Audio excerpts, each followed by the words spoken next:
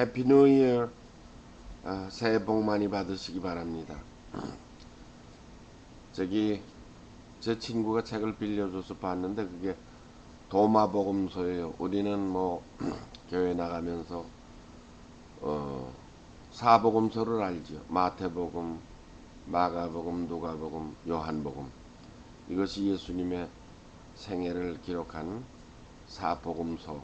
이것이 정경으로 그 외에는 움직일 수 없는 이 예수님의 역사적 사실 기록으로 우리가 그 바탕이어서 우리의 믿음이 세워진 거죠. 그런데 여기서 그 1945년도에 그 애굽에서 이 도마복음서라는 이것이 나왔는데 발굴됐죠.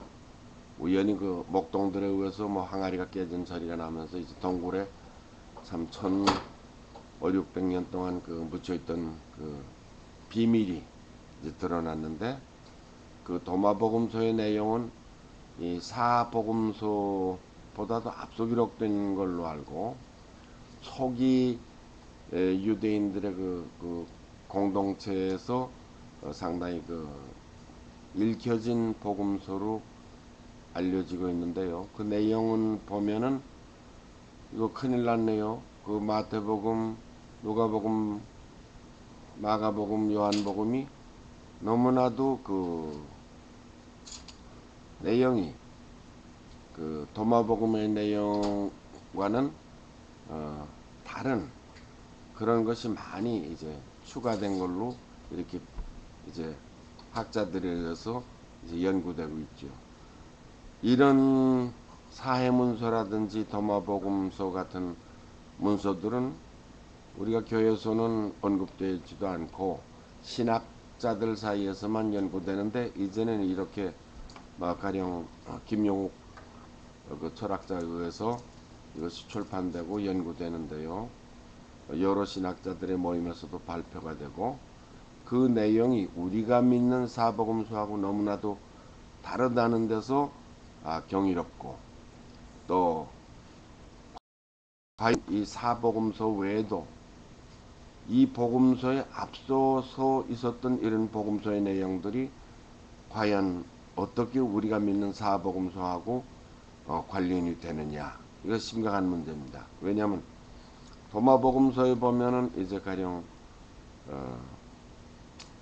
처녀 잉태설이라든지 또는 예수님의 부활이라든지 또는 그 가나 잔치에서 물이 포도주로 변하는 그 기적이라든지, 그 밖에 죽은 자를 살려내는 기적이라든지, 이 모든 것의 기록이 좀 후대에 추가되지 않았냐 하는 의문을 제기하게 되죠.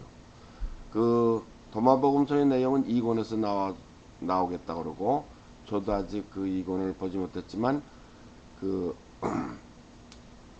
애굽에 있었던 그 유대인 초기 기독교인들에 의해서 그들이 어떤 공동체를 이루고 살았는데, 거기에 예수는 하나의 그 거룩한 자요, 영적 지도자다, 스피리추얼 리더였다.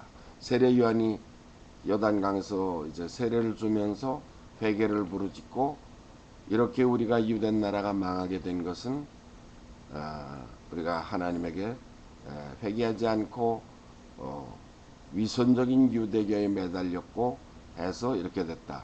물론 예수님도 공격하지요. 독사의 새끼들아, 위선자들아 하면서 정통 유대교를 공격하고 있죠.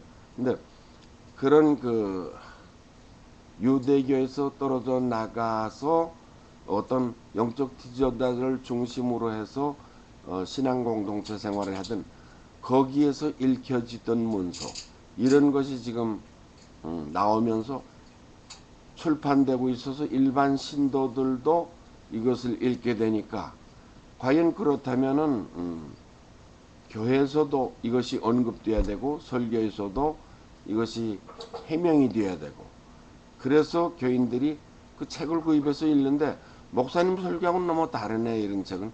그럼 이 책은 분명히 이렇게 마가복음 이전에 기록됐는데 이거는 무시해도 되는가, 이런 문제가 나오게 되고, 그래서 로마교가 당시는 그 세계를 지배했잖아요.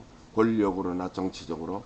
그러니까 그 콘스탄티누스 대제가 기독교를 국교로 만들면서 기독교는 권력과 야합하게 되면서 그 밖에 모든 사실은 사복음서의 배경이 되는 그 전설과 신화 이런 것들이 다 근동 지방이나 애굽이나 이런 모든 데서 나왔던 설화와 전설을 배경으로 하고 있음에도 불구하고 그런 것은 다 이단이요 이겨요 이단 사설로 몰아치우고 그거 신봉하는 자들은 다 화형에 처하거나 다 추방하거나 죽이거나 했죠. 그래서 이렇게 로마 교에서 정경으로 채택한 사복음서 외에는 읽는 자는 이단자다.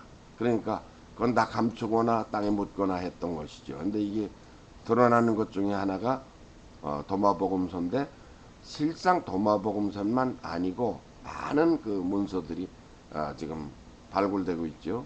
뭐 이제 쿰난 동굴에서 나온 그 사해문서라든지. 그래서 이렇게 나오는 문서들이 다 여러 사본인데 이것은 저자 이름도 없이 많은 사본들이 나오고 있는데 사실 거기서 보면 마태나 누가나 요한이나 마가복음도 그 내용이 다 다르지 않습니까?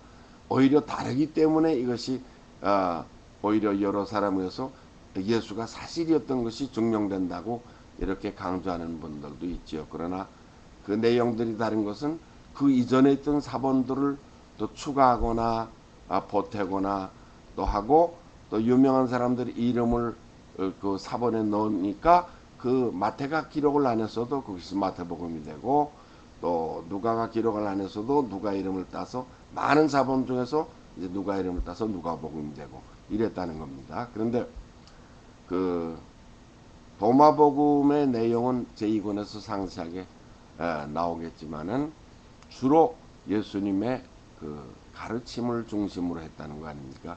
기적과 이적과 이런 거나 동정녀 탄생이라든지 십자가 처형이라든지 또는 죽은 후에 3일 후에 부활하고 그 많은 사람 제자들을 만나고 많은 그 문도들을 만나고 후에 부활 승천했다.